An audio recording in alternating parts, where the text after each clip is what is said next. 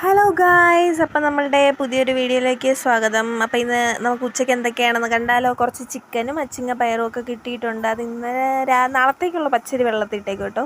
പിന്നെ ചിക്കൻ കറിക്ക് ആവശ്യമായിട്ടുള്ള സാധനങ്ങൾ, അച്ചാർ, അത് ഉച്ചയ്ക്കത്തേക്കാണ് മേടിച്ച് കഴിഞ്ഞാൽ നിങ്ങൾ ജസ്റ്റ് ഒന്ന് കാണിച്ചെന്നേ ഉള്ളൂ. അപ്പം നമുക്ക് ചിക്കൻ കറി വയ്ക്കാൻ എല്ലാവർക്കും അറിയാമല്ലോ.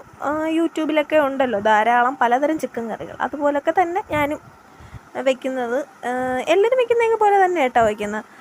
എണ്ണ ഒഴിച്ച് അതിൽ ഉലുവയിട്ട് കുറച്ച് പൊട്ടിച്ചിട്ട് സവാള ഇട്ട് നല്ലപോലെ വഴറ്റി കൊടുക്കണം. എന്നിട്ട് അത് അടച്ച് വെച്ചിട്ട് കുറച്ച് ഒരു ബ്രൗൺ കളറാവുന്നതിന് മുന്നേ തന്നെ കുറച്ച് തക്കാളിയൊക്കെ ഇട്ട് വീണ്ടും അതുകൂടെ നല്ലപോലെ ഇതാവാൻ വേണ്ടിയിട്ട് അടച്ച് വെച്ചിട്ട് പിന്നെ അതിൽ മസാലയൊക്കെ ചേർക്കണം. മുളക് പൊടി, മഞ്ഞൾപ്പൊടി, മല്ലിപ്പൊടി, കറി മസാല എല്ലാം ചേർക്കുമ്പോഴത്തേക്കും നമ്മൾ ചിക്കൻ റെഡിയാവും.